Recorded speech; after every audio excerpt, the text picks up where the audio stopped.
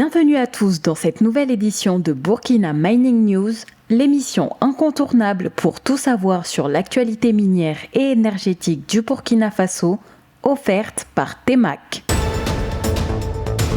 Comment renforcer l'impact des entreprises locales dans le secteur minier? Le président de l'Alliance des fournisseurs burkinabés de biens et services miniers nous livre son analyse sur les défis et opportunités du contenu local. Réforme minière.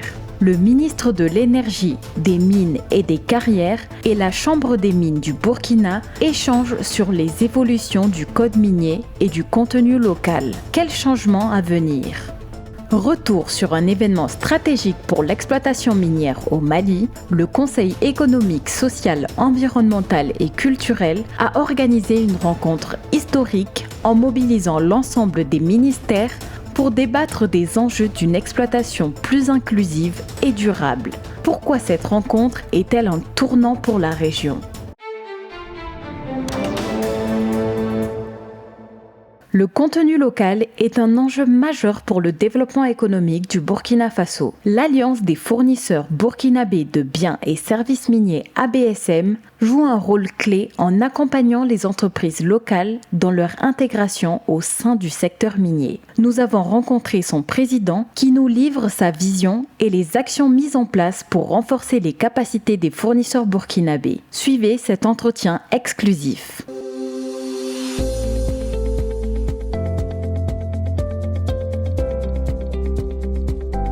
L'idée vient d'un sursaut de quelques Burkinabés qui étaient en voyage au Canada, appuyés par IAM Gold et l'ambassade du Canada, pour aller au CIM.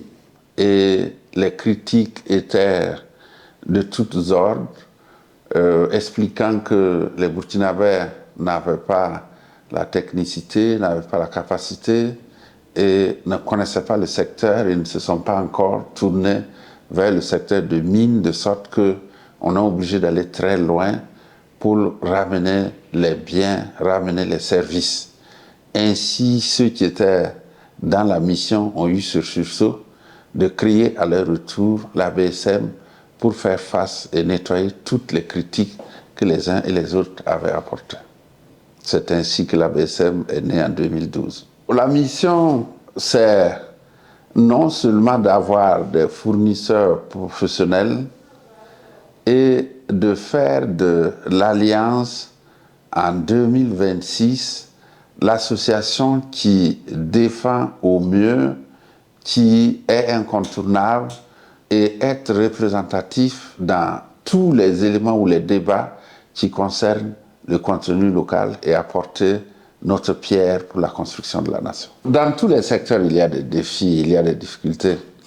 Nous, nos défis, c'est les financiers n'ont pas encore compris la chaîne de valeur. Et nous sommes en train de les amener tout doucement en les expliquant et en les montrant que quand une minière a un besoin, aujourd'hui, c'est qu'il avait besoin de la chose depuis hier. Ils ont aussi leur façon de faire, où ils sont obligés d'avoir vos journaux, tout ce que vous avez fait sur 1 an, 2 ans, avant de pouvoir se prononcer parce que c'est quand même des capitaux et de l'argent et ils veulent s'assurer qu'ils font les choses dans leurs règles. Mais jusqu'aujourd'hui, nous disons que, aussi bien pour le financement que pour l'investissement, nous cherchons des pistes avec ceux qui ont le cordon de la bourse, mais nous n'avons pas encore trouvé. Comme les textes sont discutés avec les minières, avec le secteur privé, avec le ministère, au moment de prendre les textes, certaines personnes trouvent les voies et moyens pour le faire respecter à la lettre et pas à l'esprit. Ce n'est pas aussi simple pour le ministère qui a l'ossature de contrôle, l'ossature de régulation, de pouvoir aller jusqu'à la boue pour s'assurer que les uns qui sont devenus burkinabés sont véritablement dans les règles de l'art et d'autres qui ont toujours la société internationale et la société nationale à côté qui font joint venture. C'est aussi un problème, mais nous discutons avec le ministère, avec la Chambre des mines, parce que c'est du privé. Et dans le privé, on doit pouvoir trouver des solutions. Chacun doit affûter ses armes pour que ce qui semble complexe et difficile devienne plutôt une opportunité. Pour ma part, quand le combat se mène pour les textes, nous sommes heureux. Une fois qu'on prend les textes, c'est comme si la joie s'arrête. La complexité ou l'autre combat s'ouvre. Une loi est prise. Comment mener les actions et les combats pour pouvoir faire une véritable maîtrise et une application de la loi à l'endroit des minières qu'ils continuent à discuter avec nous pour que nous puissions être à jour des exigences qui sont changeables, qu'ils continuent à nous aiguillonner sur la possibilité des niches où les Burkinabés ne sont pas encore très investis et qu'ils participent à la formation de nos jeunes à travers des stages, mais aussi qu'ils comprennent que l'ensemble des textes pour les minières, c'est vrai que ça devient comme des contraintes, mais nous souhaitons que ça soit dans un climat apaisé. À l'endroit du ministère, nous pensons fermement que la charpente est déjà faite et c'est du devoir du ministère de contrôler, de faire en sorte que toutes les résolutions prises, notamment la possibilité de connaître les besoins des minières à temps, de donner l'occasion d'en faire un rapport sur ce qu'ils ont fait et de pouvoir aussi le publier, mais aussi de pouvoir contrôler pour que les textes qui sont pris soient respectés. Le contenu local a des exigences qui nécessitent que les Burkinabés aient un pourcentage donné pour être élus dans le contenu. Il faut qu'on trouve les voies et moyens pour le contrôler, faire en sorte que les parties les plus complexes ou les plus difficiles où les Burkinabés ne sont pas encore impliqués, où on demande toujours des dérogations, est-ce que les meilleurs ou nos futurs champions peuvent apprendre aux côtés des internationaux en les accompagnant pour qu'un jour ils puissent prendre des parts. À l'endroit des membres de la BSM, du secteur privé, les minières ont des exigences très élevées.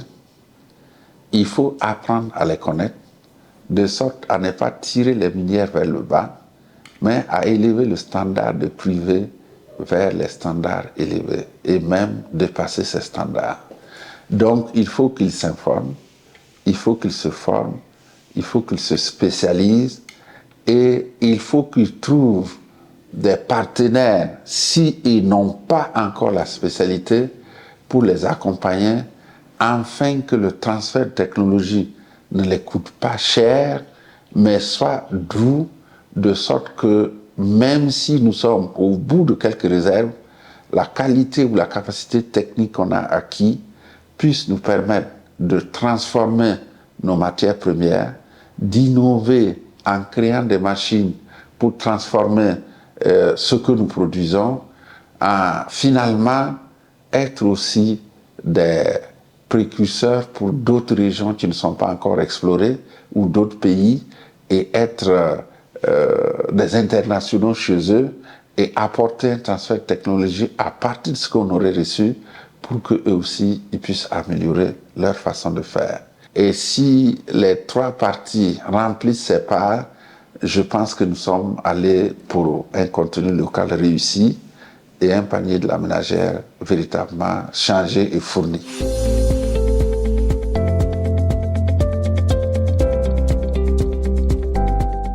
Ce programme vous est présenté par TEMAC, votre agence spécialisée dans le secteur minier et énergétique. Découvrez notre univers. Depuis 2019, TMAC s'affirme comme la première agence de communication et médias spécialisée dans le secteur minier et énergétique. Avec nos partenaires, nous développons des solutions de communication sur mesure pour des géants de l'industrie.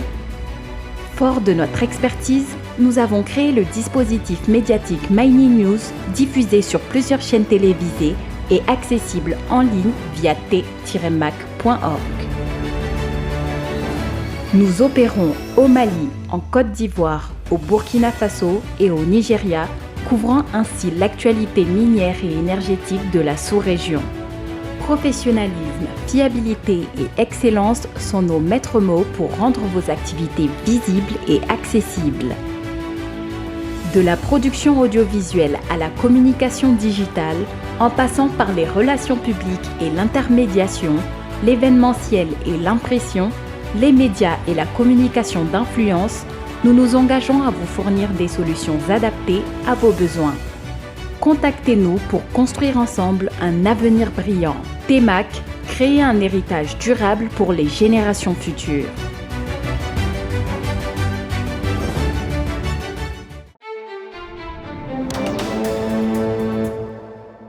Les réformes législatives sont essentielles pour garantir une exploitation minière plus inclusive et bénéfique à l'économie nationale.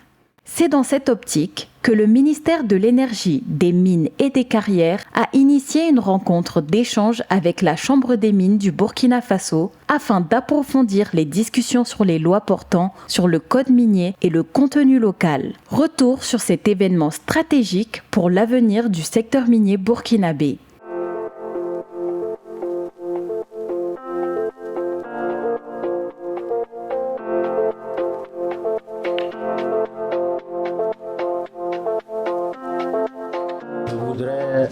À l'entame de mon propos, vous souhaitez la bienvenue.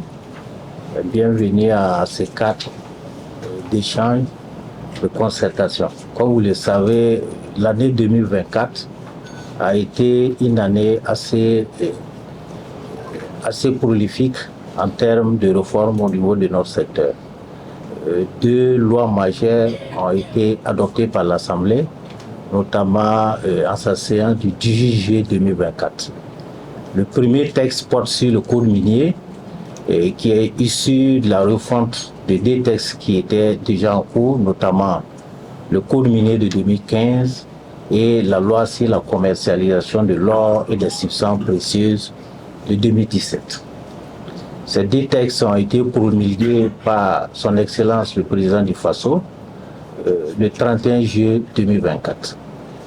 Il y a également la loi sur le contenu local qui a été adoptée, comme je le disais tantôt, par l'Assemblée législative de transition le 18 juillet. Cette même loi également a été promulguée par le chef de l'État le 31 juillet 2024. Et à l'intérieur de ces deux lois, il y a des dispositions qui ont donné un délai pour sa mise en œuvre, pour son opérationnalisation. Vous avez également suivi avec nous par voie de presse l'essentiel des textes qui ont été portés à l'examen du Conseil des ministres et qui ont fait l'objet d'adoption. Une vingtaine de textes ont été adoptés en ce qui concerne le code minier et également 4 décrets ont été adoptés en ce qui concerne le contenu local. Donc l'objectif pour nous aujourd'hui, c'est d'échanger ensemble pour que véritablement nous regardons ensemble les voies et moyens permettant d'aller vers une opérationnalisation de ces deux lois qui sont aussi stratégiques pour un secteur aussi stratégique que celui du secteur minier. Donc je fonde l'espoir que cette rencontre puisse être assez cordiale, que cette rencontre puisse nous permettre ensemble d'entrevoir assez rapidement quelles sont les opportunités qui s'offrent à nous pour que véritablement le secteur puisse être réformé à l'exemple des deux lois, mais que également la population tout entière puisse voir aujourd'hui la répercussion de ces modifications qui ont été impactées notamment au niveau de ces deux lois. Je fonde également l'espoir que ces rencontres puissent se poursuivre et que véritablement la population tout entière puisse voir ses retombées. Donc merci à tous d'être là et je souhaite que ces échanges, comme je l'ai dit tantôt, puissent être aussi bénéfiques. Donc sur ce, je déclare ouvert les échanges sur le contenu des deux textes, des deux lois, et sur les textes réglementaires sur le contenu local et le code minier. La concertation avec la Chambre des mines n'est pas juste pour aujourd'hui. Tous les jours, tous les moments avec son Excellence a toujours été un cadre de concertation. Donc ça nous permet à tout moment de venir. Quand nous, on a des préoccupations, on a toujours été attendus. Donc ici, la Chambre des mines va tout simplement favoriser en étant un interlocuteur idéal pour faire passer les différents messages de son Excellence auprès de nos autres membres. Donc la contribution principale sera de veiller à ce qu'on puisse tous comprendre ce qui a été dit et comment assister pour la mise en application. Si je prends par exemple le contenu local, vous allez voir, en réalité c'est quelque chose qui était qu'on a déjà commencé à appliquer et ça a été renforcé avec ces textes. On va pouvoir mieux recadrer le contenu local en encourageant la fourniture en local, en encourageant le service en local, en encourageant même l'emploi local. Donc c'est un point clé que je pourrais prendre comme exemple par exemple.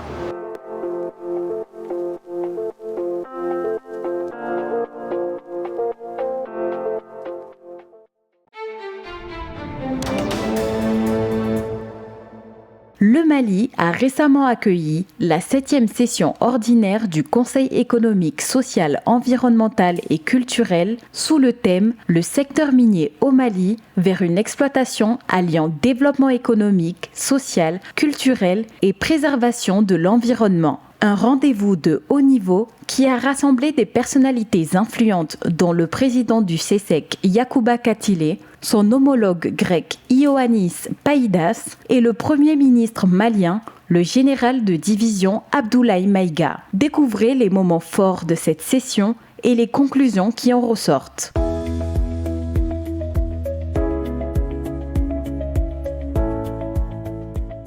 Mesdames et messieurs, c'est avec un immense honneur et un profond sens de responsabilité que je prends la parole ce matin pour déclarer ouverte la 7e session ordinaire de la 6e mandature de notre institution, le Conseil économique, social, environnemental et culturel du Mali.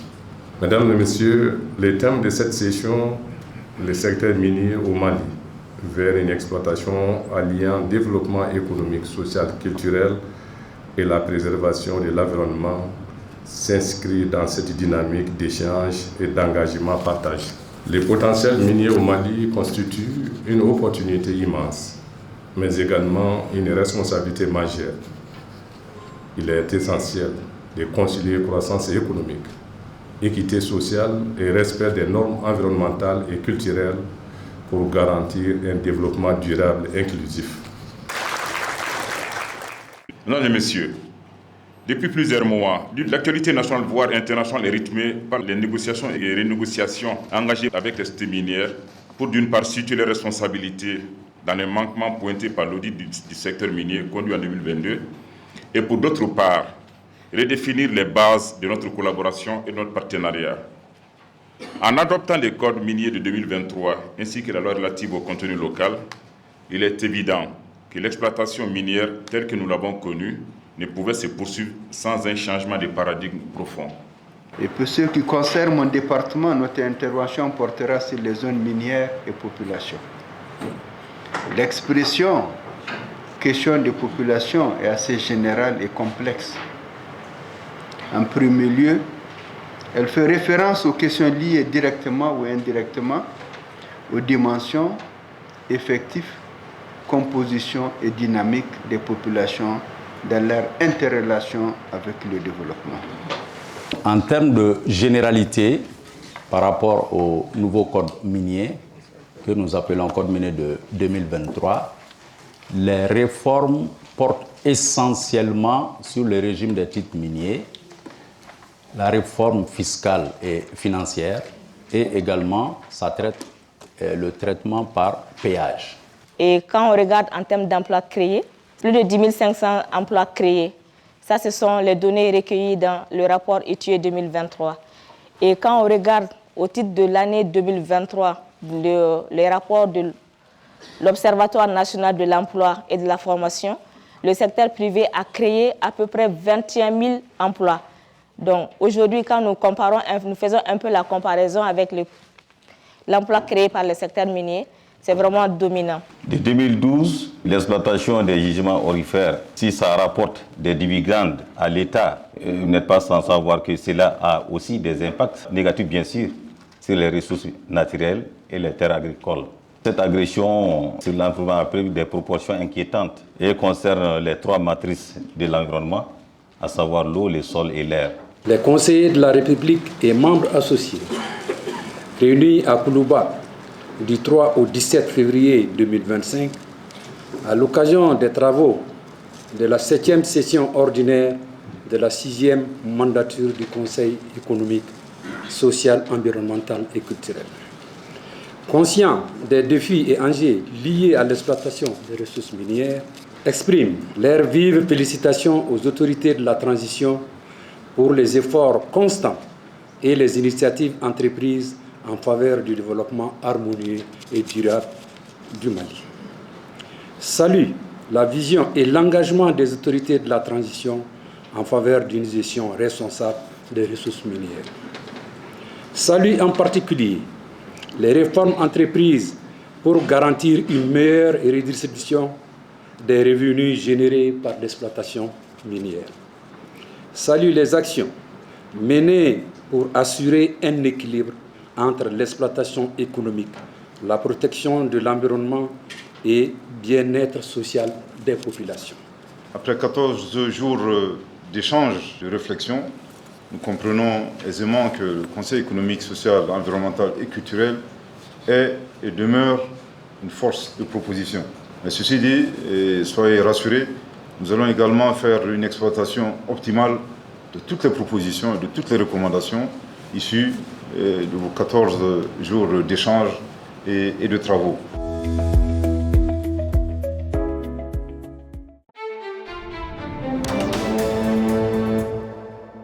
C'est ainsi que se termine cette édition de février de Burkina Mining News. Nous vous donnons rendez-vous le mois prochain pour une nouvelle immersion au cœur de l'actualité minière et énergétique. À très bientôt sur Burkina Mining News.